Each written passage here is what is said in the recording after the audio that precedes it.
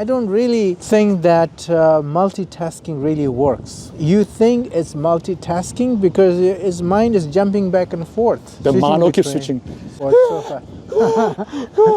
Believe in quality more than quantity, right? Even in a short time, you can improve a lot. You have to be real, and it has to be right timing. Attentive mind is the meditative mind. Attentive mind is the meditative mind. Guaranteed all your money back. That's right. In Buddhism, the six minds typically refer to the six sense consciousnesses, which are the cognitive processes that arise from sensory contact. In addition to the five senses we're all familiar with, the Mano, which is the aspect of mind that relates to thinking, is also considered a sense base. So the six sense bases are eye, ear, nose, tongue, body, and Mano. When each sense base experiences contact, a corresponding consciousness arises. For example, when the eye contacts with sight, eye consciousness arises. When the ear contacts with sound, ear consciousness arises. And when the Mano contacts with thought, Mano consciousness arises. These six consciousnesses are often called the six minds. Hey, Rich, my brother. Hey, friend. So, I heard that recently you were driving a Rinpoche, Yeah. and then you missed a turn. Yeah. And you were supposed to be teaching mindfulness. Yeah. So what happened? I was driving Trungram Gyalwa Rinpoche down the freeway, and we were in deep conversation. Okay. I completely missed the exit that I was supposed to take. And he said, that's because there's six minds and you weren't using your sixth one. Oh. Yeah, and I said, what does that mean? And he said the five minds have to do with the sensory mind. Yes, yes. And then there's the mental faculty, which is the sixth mind. Oh, wow. And maybe you weren't paying attention and trying to multitask. That's right. And this is some wisdom passed on from the 7th century scholar Dharmakirti. Oh. So all of a sudden, a lesson from the 7th century about driving down the freeway, that was amazing. In your car? In my car. That is so cool. Yeah. I wish Rinpoche was here. Yeah. Yeah, talking to us right now. Yeah. Hello. Hello, Rinpoche. Rinpoche is here. Oh my God. Welcome, Rinpoche. Thank you. Oh, Thank you. thank you. Rinpoche, so happy to have you. Thank you so much for coming. Nice to meet you. Oh. Very glad to be here. Thank you. So I want to ask you about the six consciousnesses, the six minds. Six mind. Six mind is... Don't mind me. Oh, that's right. Six mind is our thinking mind. It's the one that translates everything. It's a translator. It's the processor in our mind. I think we have only one processor in human, right? In the thinking world. We can see, we can hear, right? Yes. We can feel physically. Yes. We can have all the senses, all Yes. the sensory Yes. consciousness. The five senses. Five senses. Five sensory consciousness can work simultaneously. Oh, so wait. So each sense comes with its own consciousness. The sensory itself is a consciousness. It's a part of the consciousness. So that's how you got the Right? first five consciousness. Five consciousness. So it has a physical base, but it's not physical. It needs the physical. Just like you can have a flashlight, and then like a disco light, right? Yes. It's just one Yes. bulb, one light, but you see many different colors because it's going through the different lenses. So just like that, we have different, different doors of the consciousness. So that's why there's a different consciousness. So for example, when you see, then there's sight consciousness, eye consciousness Yeah. that arises. When you hear, there's hearing consciousness. Consciousness arises. And so on. So once that object and this sensory is connected, right? Yeah. And then the consciousness, that contact trigger the consciousness Right. of seeing. So you continue seeing it, Right. but you not necessarily know that you're seeing it. I see. Until the consciousness is triggered and arises. Yeah, until the sixth mind, Oh. right? Oh. Which okay. is different from the sensory consciousness. Right. Sensory consciousness is there. That's why you're seeing it. You're seeing it, and that's why like earlier, when you talk, You miss the exit point. Oh, Rich, yes, when he missed the Right? turn, yes. Yeah. So you're seeing it, Yes, but you miss it. Why? Your eye is not missing it. right. Your sixth mind is missing it. Ah. Because your sixth mind is at the moment together with the ear, not with the eye. Right. So you're listening, your sixth mind is working, is busy with hearing things Right. and responding to it. So it wasn't present with your eye consciousness. So if I understand it correctly, what you just said, we have 5 senses. Each time there is an input, a stimulus, it creates a rising of a consciousness to meet the contact, and then it goes to the mind, something called the mano, the thinking mind, right? And then the thinking mind, so the information comes to the thinking mind, and it creates a new consciousness in reaction to that, and that's called the mind consciousness, Yes. the Mano-vijñāna. Mano-vijñāna, Yeah. that meets the consciousness of the other sense inputs. Right, right. And that is the 6th consciousness. Yeah. So that's why whatever we do, we need attention. Oh, because the Mano-vijñāna can Is only the do attention. one thing at a time. Yeah, that's the attention. I see. So we can, all the other 5 consciousness can operate in parallel. In but the parallel, Mano simultaneous, can only mind do only one. do one thing.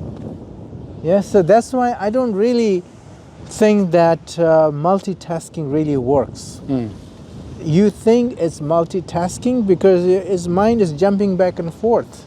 Right. Yeah, Oh, because the Mano is the one processing it, and Mano Yeah. can only do one thing at a time. one thing at a time. So when we are like multitasking, we're actually like switching. The Switching Mano keeps between- switching. Switching Mano back go and like, forth so far. That's right. That's why I think attention is important to understand things and do things right, right? And that is where our focus comes. If you can focus and pay attention to one thing, you know it gives you much higher chance to understand that and execute things properly Right. and get the result. Attentive mind is the meditative mind. Attentive mind is a meditative mind. Tell me more. So meditation is a very big word, Yes. you know. Yes. In English, it's one word, but of course, in our Sanskrit or Tibetan literatures, we have many different types of words. Right. Like Sanskrit, I can think of right now words like samadhi, Yes. right? Yes. Jnana, Yes. and Bhavana. bhavana. Yes. All these are Yes. Jhana. Yes. yeah, Yeah. all these are part of this meditation. That's right. Meditation. Yes. Right. But they have different meanings if you go to those terms. Yes. One basic meaning of meditation is being attentive, being with the whatever the thing it is.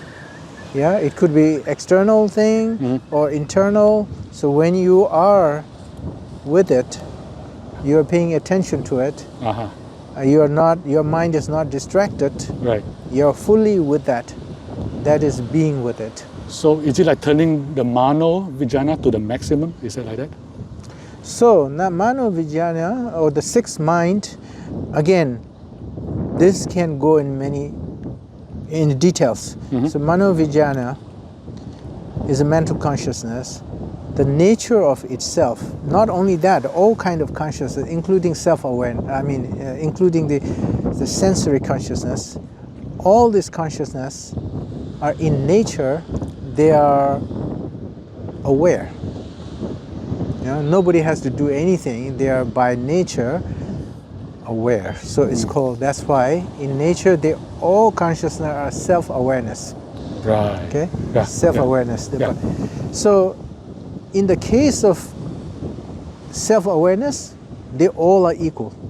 So when you focus on that quality, now you have another kind of consciousness called self-awareness consciousness. Oh.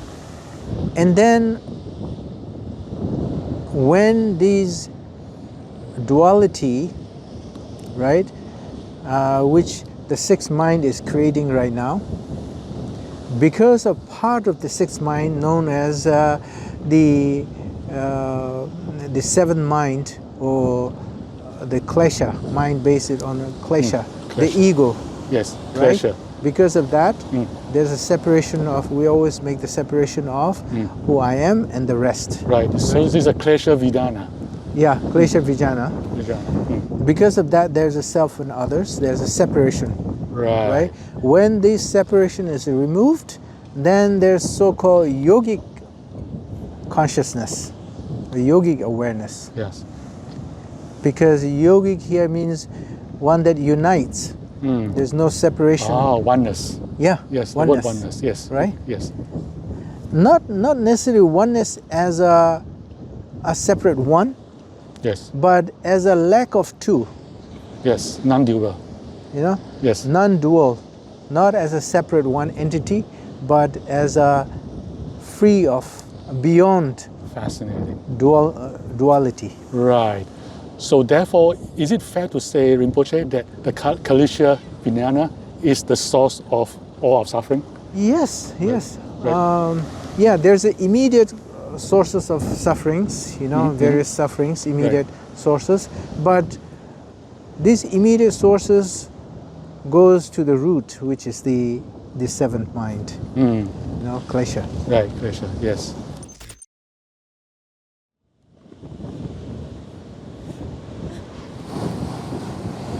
Oh, who's that guy? I don't know.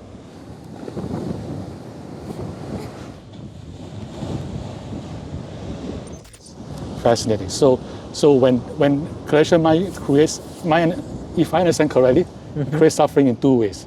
The first way is by creating me versus not me, and this separation is suffering. Yeah. The second is creating me, and when there's me, there's suffering. Right, Yeah. right. Creating me versus not me, the other, it creates the confusion, we say, right? Confusion is the source of the Kleśa. So first is the basis, that is the basis, you know, first one. you said. Confusion, It's yes. more intellectual, Right, intellectual obscurations. right, You obscure yes, the clarity, the awareness of the mind is now obscured by the intellectual limitations that we create. You know, we're limiting certain things. And that within that limit, now we have, you know, want and likes and dislikes and Right. so on. And then when it doesn't go according to our wish, then there's emotion. So now that emotion is more of a Right. suffering. right, Suffering. You know, one is Right. intellectual, one is emotional disturbances. right. So when there's no more Kleśa consciousness, that's when there's no more suffering. Yes. Right. So the answer to mind caused suffering is never mind. Yes, never mind. I'm kidding. Yeah. So in a sense, like, all Kleśa-vijñāna creates our entire world. So in a sense, our entire world is created by the mind, specifically the seventh mind. Is that a fair statement?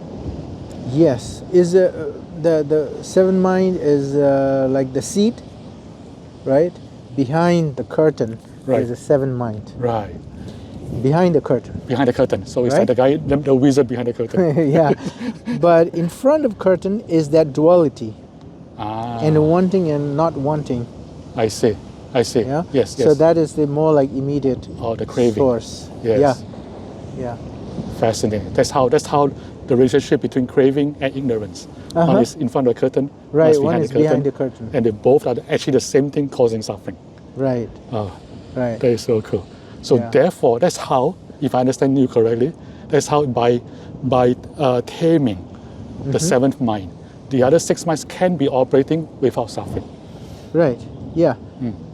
Yeah. Because if the root of all the suffering is not there, then everything else doesn't. You know, if there's no root, Right. then there's no other things. Right. You can have those things, but it not turn into suffering. Right. So boys and girls, tame the Kleśa-vijñāna.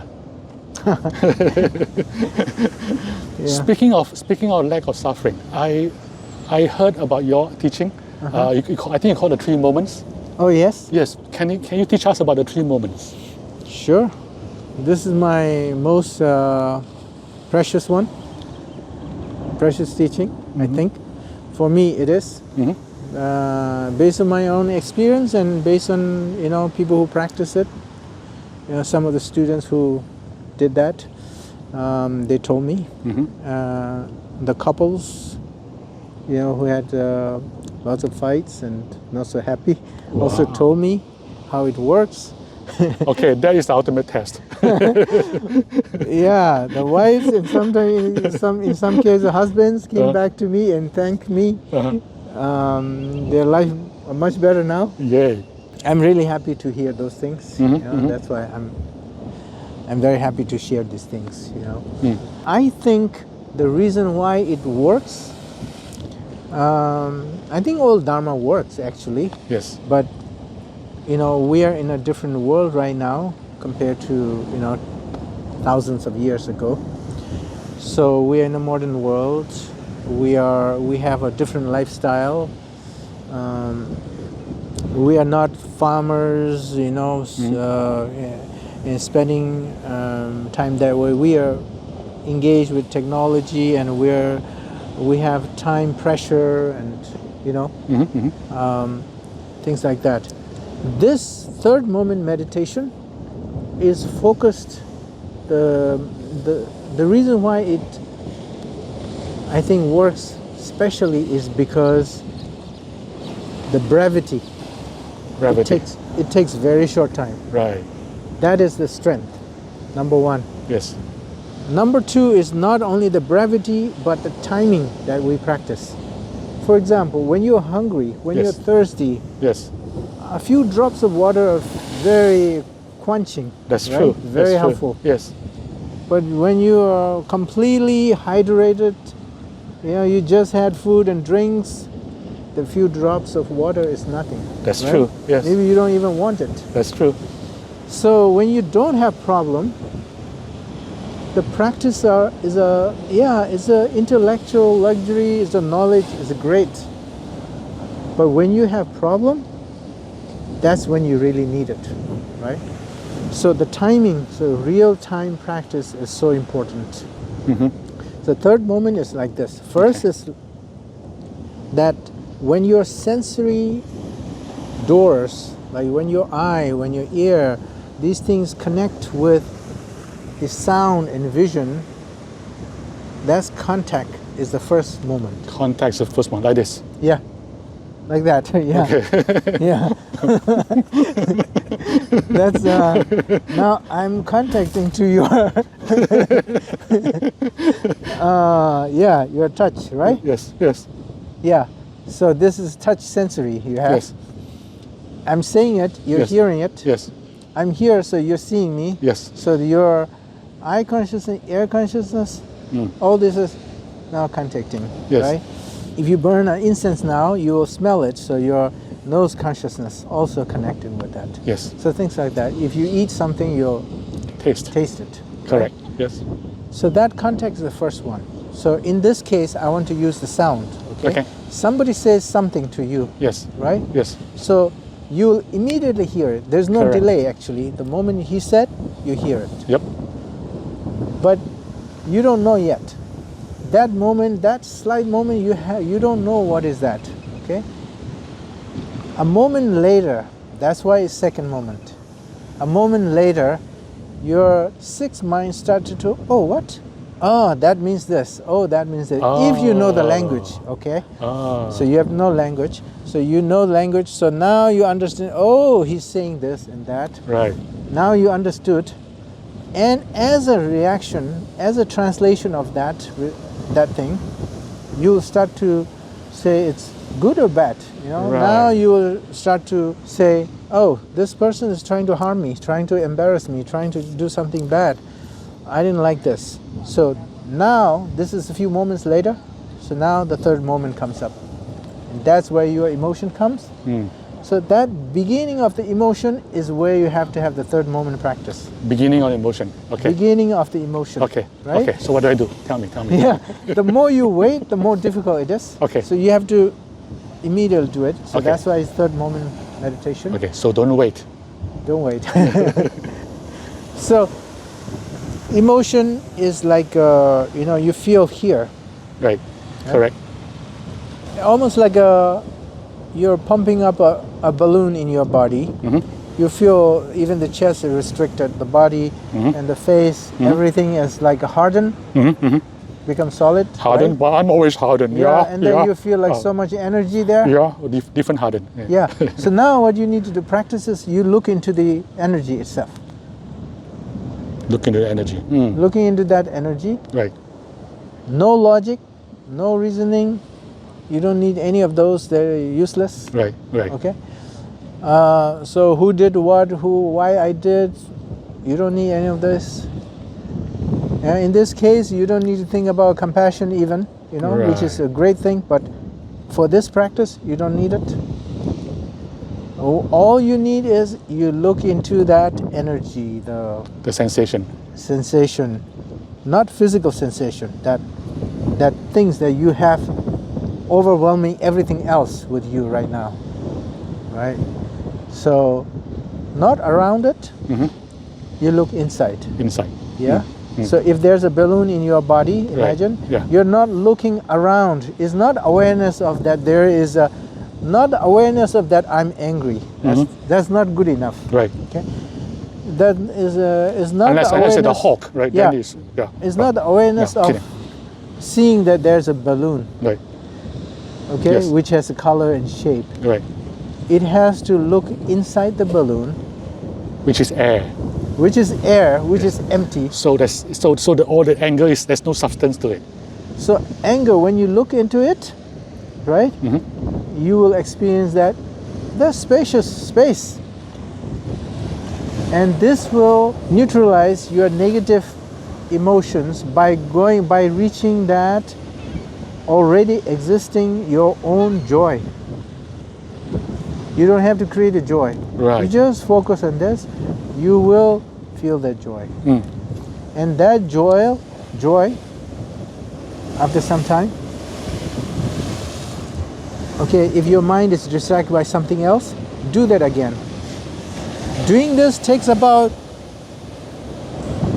4 or 5 seconds, maybe even 3 seconds.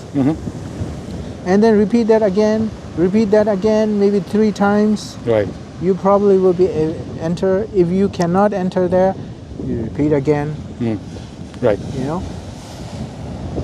You don't even need a minute practice. Seconds, you will sense that. And that joy becomes the base for... this joy doesn't have any subject or object. Right. And with that joy, if it develops further, you can now start to extend that to others, and then maybe even have it's more joy than compassion, I think. Right. At this stage it's easier for Fascinating. you to practice. So like a balloon analogy, instead of looking at a balloon, we look inside. So instead of looking at what is causing me to be angry, don't you see that? No. Don't even see the sensation, like the body itself, but see what is inside the experience. Yeah. And through seeing the inside, we notice that it is empty. Yes. Yes, and Rinpoche, I think what you just said is very profound, because I think what you're teaching us is to see the emptiness of the emotional experience.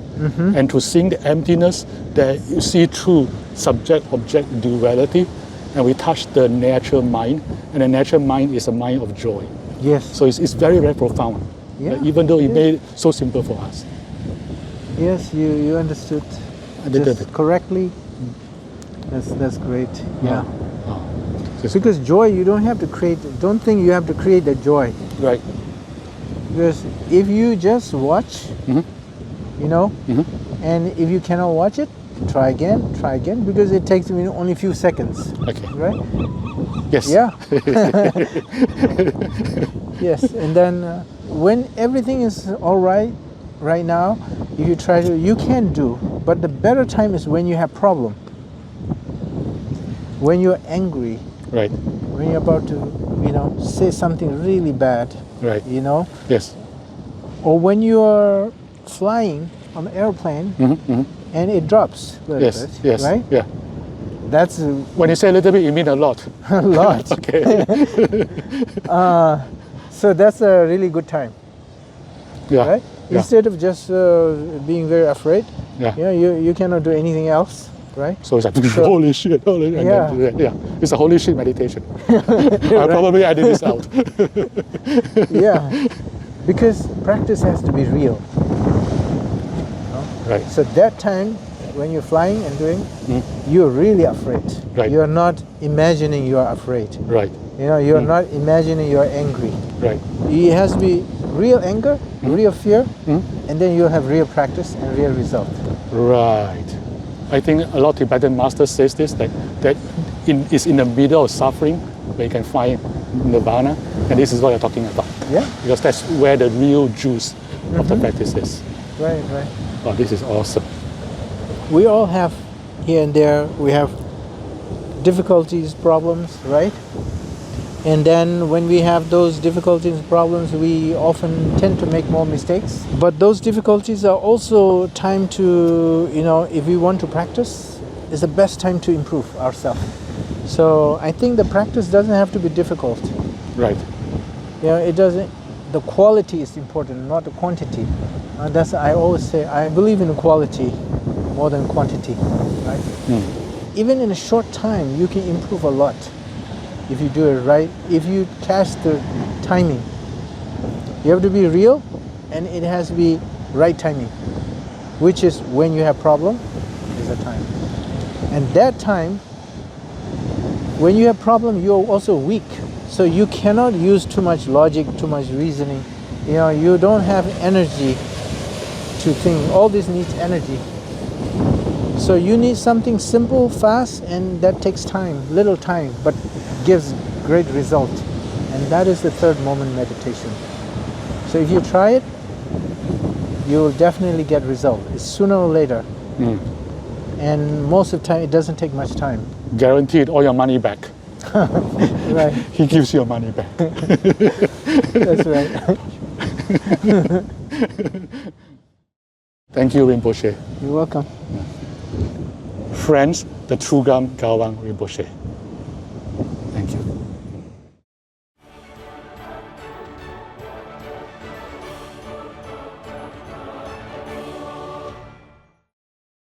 Okay, cut. You're so ridiculous. I know, right?